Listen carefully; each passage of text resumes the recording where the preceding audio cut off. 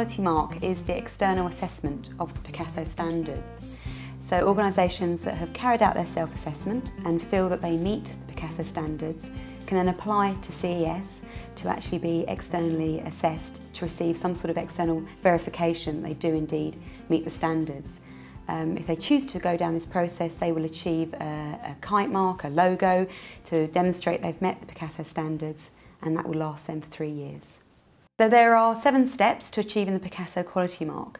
Step 1 is to implement PQASSO. So an organisation needs to carry out their self-assessment, to feel sure they've got evidence to support that self-assessment, and to feel ready that they do meet the standards in PQASSO and are ready for external accreditation. Step 2, an organisation will actually apply to CES to be externally assessed, and they apply via our website. There are documents for them to download, and that's all detailed on our website. Step 3 is when an assessor will actually get in touch with an organisation. So our assessors are called peer reviewers. They are individuals who work in the sector, that know the third sector very well, and are also PQASSO experts. And they will get in touch with the organisation at quite an early stage to make the arrangements for the assessment process. Step 4 is what we call a desktop review stage. This is when the organisation has to submit some important organisational documents to the peer reviewer, to the assessor, to begin the initial stage of the assessment.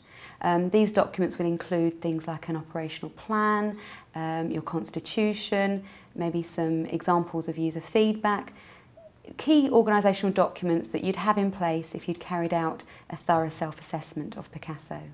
Step 5 is the what we call the site visit. This is when the peer reviewers actually come to the organisation, spend time speaking to staff members, reviewing documentation, and basically just trying to ascertain if the organisation has indeed met the PQASSO standards.